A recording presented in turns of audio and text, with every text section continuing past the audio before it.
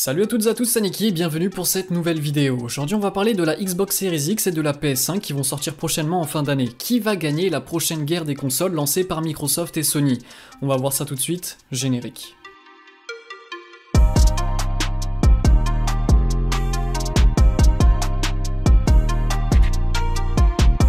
Il y a de ça quelques mois, j'ai sorti une vidéo sur la PS4 et la Xbox One, deux consoles sorties il y a plus de 7 ans, et malgré ça, il y avait des choses intéressantes à dire dessus dont tout le monde n'était pas forcément au courant. Maintenant que vous êtes au courant de ces choses, et si c'est pas encore le cas, je vous invite à regarder cette vidéo, nous allons pouvoir passer à la Series X et la PS5. Et inutile de déblatérer pendant plusieurs heures et de débattre pour un rien, la Series X sera plus puissante que la PS5, c'est un fait, c'est factuel. Je le précise au cas où parce que j'ai vu énormément de conneries circuler sur Twitter comme quoi la PS5 serait plus performante que la Xbox Series X parce que le SSD blablabla. Non, c'est faux. La PS5 sera moins puissante que la Series X, c'est un fait, et rien ne peut contredire cela. La puissance d'une console, ou même d'une machine, est liée au GPU de la console, c'est-à-dire la carte graphique, et elle est calculée avec des teraflops. La Series X, elle, affichera environ 12 teraflops, alors que la PS4, elle, est annoncée à 10,3 teraflops.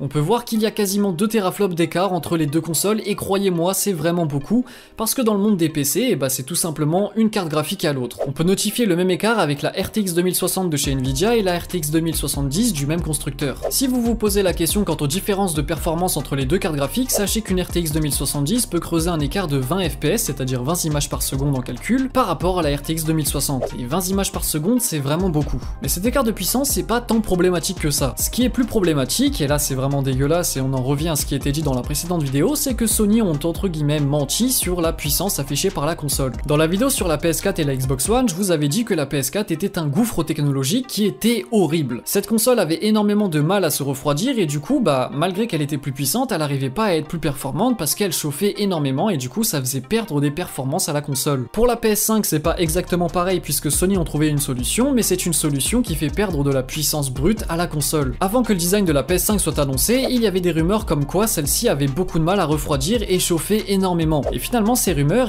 c'était peut-être pas que des rumeurs. Mais laissez-moi m'expliquer. En gros, pour faire simple, la PS4 était très mauvaise dans la gestion de la chaleur de la console. Ça, nous le savons déjà. Eh bien, ce sera exactement la même chose pour la PS5. Faute à quoi? La console est beaucoup trop resserrée sur elle-même. Ok, elle est très grande, mais ça n'aide pas à l'évacuation de la chaleur, bien au contraire. Puisque la console est trop fine encore une fois, eh bien les composants se rejettent la chaleur les uns sur les autres. C'est expliqué plus ou moins grossièrement, mais c'est juste pour vous faire comprendre sans trop rentrer dans les détails que la PS5 n'a pas un bon design, un design optimisé pour la gestion de sa chaleur. Et du coup, comme je l'ai dit tout à l'heure, Sony ont trouvé une petite astuce pour éviter que la console chauffe trop et qu'il y ait des baisses de performance. Le processeur et la carte graphique de la PS5 utiliseront des fréquences dynamiques. Qu'est-ce que ça veut dire? Une carte graphique et un processeur, ça tourne avec ce qu'on appelle des gigahertz ou des mégahertz. Je vais pas trop rentrer dans les détails, c'est juste une vitesse de fonctionnement. Gardez juste ça en tête. Plus cette fréquence est haute et entre guillemets, plus les performances seront hautes. Mais plus les fréquences sont hautes et plus votre machine chauffera. La carte graphique de la PS5 est annoncée comme fonctionnant à 2,23 GHz, ce qui fait vraiment pas mal pour une carte graphique, alors que la Series X, elle est annoncée à 1,83 GHz. Sauf que comme dit plus tôt, Sony ont entre guillemets menti, puisqu'ils n'ont pas annoncé la fréquence fixe, ou du moins ils l'ont annoncé vite fait en soum soum. Ce qui fait que la console ne fonctionnera pas tout le temps à 2,23 GHz, c'est juste un pic que peut atteindre la console,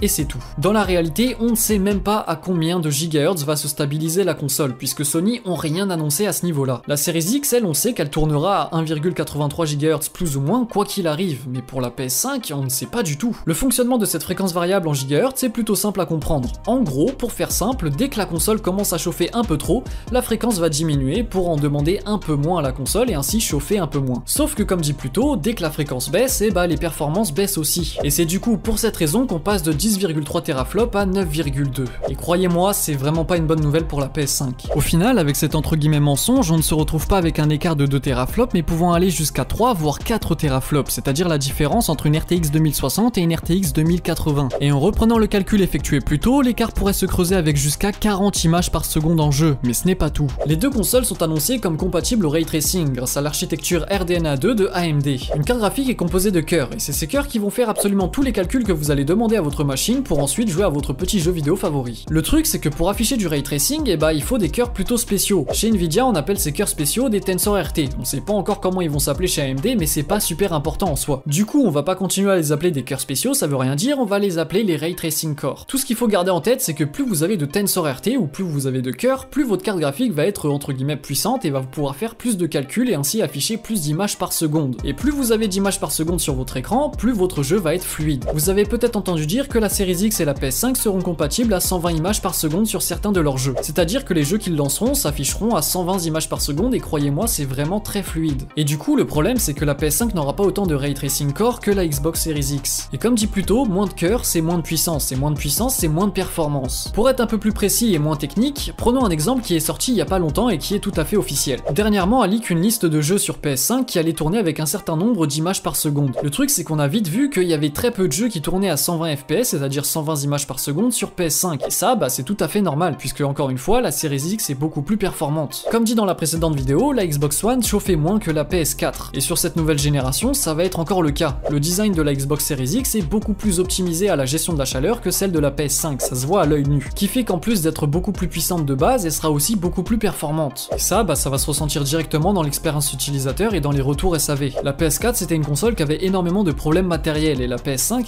je pense qu'elle va plutôt suivre le même chemin. Ce sera peut-être moins pire mais en tout cas elle sera sur le même chemin. Et du coup globalement la Series X elle affichera des jeux plus beaux parce que plus haute résolution, beaucoup plus fluide parce que plus d'images par seconde et surtout elle fera moins de bruit que la PS5. Et pour en revenir au Ray Tracing Core, la Series X affichera plus de jeux compatibles Ray Tracing que la PS5 parce que tout simplement elle sera capable de les afficher avec du Ray Tracing ou alors ils utiliseront des jeux plus fluides. Et ce que j'ai dit ici ça s'est vérifié dernièrement. Durant le State of Play de Sony on a vu de quoi était capable la PS5 notamment avec Godfall sous Ray Tracing. Et la catastrophe, le jeu laguait à mort. Durant chaque phase de combat, d'importantes baisses de framerate apparaissaient passant de 60 à moins de 30 images par seconde. Et ça prouvait ce que je disais. La console est incapable de tenir de la 4K, du Ray Tracing et 60 images par seconde correctement sans d'importantes optimisations et ou concessions. Alors que la Series X quant à elle pourra le faire sans problème grâce à son nombre de cœurs plus élevé et le gap de puissance brute qu'elle apporte. Le plus choquant c'est pas forcément que la bêta de Godfall ne tourne pas de manière fluide, c'est que les développeurs n'ont rien fait pour éviter ça et que c'est le tout premier aperçu technique de la PS5. Sur la totalité du gameplay des différents jeux qu'on a vu de la Series X, absolument aucun extrait ne comportait de drop de framerate et pourtant il y en a eu beaucoup. Une communication aussi désastreuse sur le plan technique devrait alerter et causer des problèmes aux développeurs et Sony en toute logique. Et pourtant les fanboys ont fermé les yeux et ont trouvé 1001 excuses pas valables. Bref, de l'hypocrisie. Mais bref, lâchons un peu la veste de la carte graphique des deux consoles et passons aux autres composants. Le processeur de la PS5 possédera 8 cœurs et tout comme la carte graphique, il fonctionnera avec une fréquence variable. Le processeur de la Series X quant à lui possédera également 8 cœurs mais ils fonctionneront tous à 3,8 GHz ou alors 3,6 GHz avec le SMT d'activer. Pour faire simple, le SMT c'est une technologie d'hyperthreading qui permet de doubler le nombre de cœurs sur le processeur. On sait pas si la PS5 en sera pourvue, logiquement oui parce que c'est la même architecture, mais en tout cas la Xbox Series X elle le sera et du coup elle aura beaucoup de cœurs à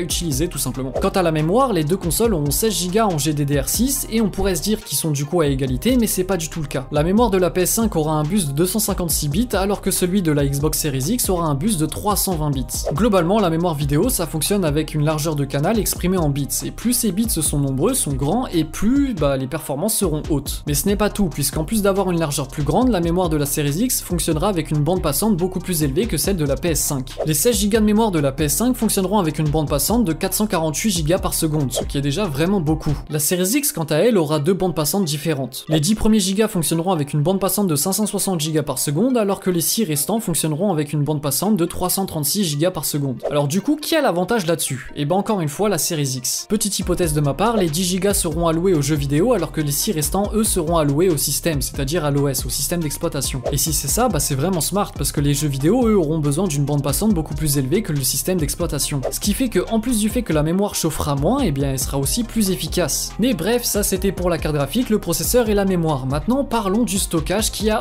tant fait parler de lui sur Twitter, avec des gens qui n'y connaissent absolument rien. La Series X sera équipée d'un SSD NVMe custom d'un montant de 1 TB. La PS5 quant à elle perd sur ce point puisqu'elle aura un stockage beaucoup plus limité de 825 Go. Et croyez-moi que dans un monde avec des jeux de plus en plus lourds, avec par exemple des jeux qui peuvent peser jusqu'à 180 Go, coucou Modern Warfare, Bravo 6, going dark. Eh bien, avoir moins d'espace de stockage, c'est vraiment pas une bonne nouvelle. Heureusement, et encore je pèse mes mots, les deux consoles seront compatibles avec des sortes de cartes mémoire externes qui permettront d'augmenter l'espace de stockage de votre console. Par contre, et encore hypothèse de ma part, je suis quasiment sûr que ces cartes mémoire augmenteront la latence de stockage des deux consoles. Mais bref, ce qui nous intéresse nous, c'est la bande passante de stockage des deux consoles, puisque c'est ça qui a autant fait parler sur Twitter, en mode la PS5 va rattraper la Series X grâce à ça.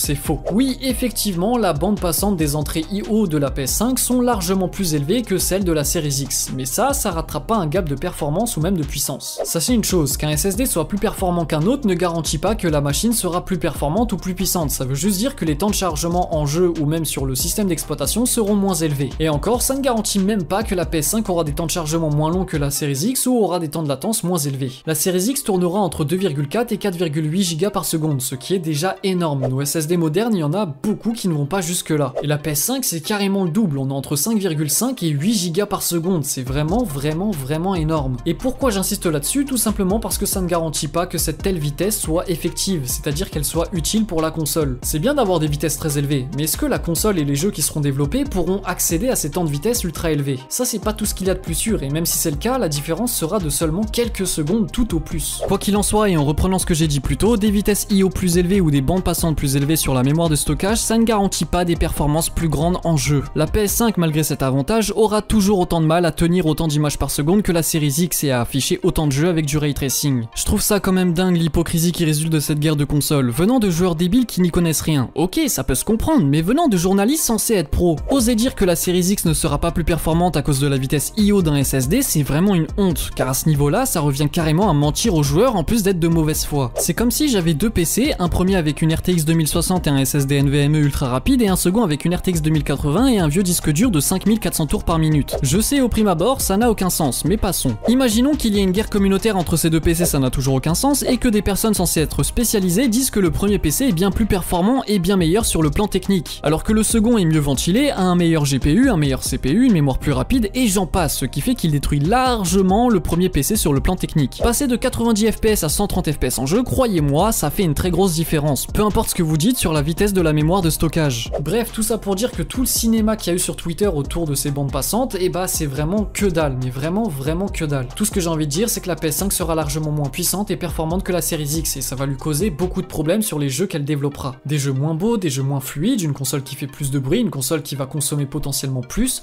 Bref, ça ce sera la PS5. Et même si Sony adore le marketing et utilise des techniques plutôt fallacieuses, et bah ça ne suffit pas parce que les faits sont là. Encore une fois, je me répète beaucoup, mais il faut le dire, c'est très important, la Series X est plus puissante et performante que la PS5 bien avant sa sortie. Et tout ça en sachant que Microsoft a également l'avantage sur le côté software, c'est-à-dire le côté logiciel. Microsoft développe DirectX depuis des dizaines d'années et est déjà préparé à l'optimisation de jeux sous ray tracing grâce à DirectX 12 Ultimate. Sur le plan technologique, Microsoft a un TGV d'avance par rapport à Sony, et ça en plus du fait que leurs SDK vont simplifier le travail des développeurs. Microsoft avait déjà l'avantage sur la PS4 avec la Xbox One sur ce point, et ça va encore se répéter sur cette nouvelle génération avec la Series X. Enfin bref, je pense avoir dit tout ce que j'avais envie de dire sur les deux consoles, mais franchement je trouve Sony vraiment très hypocrite depuis la sortie de la PS4. D'un côté ils se disent du côté des joueurs et donc des clients, et de l'autre côté ils leur mentent ou leur cachent des informations, c'est vraiment ultra bas et moi je trouve ça vraiment pas raisonnable. Moi en soi j'ai pas envie de vous convaincre d'acheter une console plutôt qu'une autre, ça le choix vous appartient, moi je serais plutôt du style à vous dire d'acheter un PC. Néanmoins faut avouer que Microsoft ont de largement meilleurs arguments technologiques et surtout qu'ils sont largement plus transparents que Sony, et ils sont pas hypocrites à ce niveau là. Enfin bref, j'espère que cette vidéo n'aura pas été trop longue ou trop fouille, j'espère qu'elle vous aura plu, surtout n'hésitez pas à la liker et à la partager si c'est le cas, à vous abonner à la chaîne si ce n'est pas déjà fait,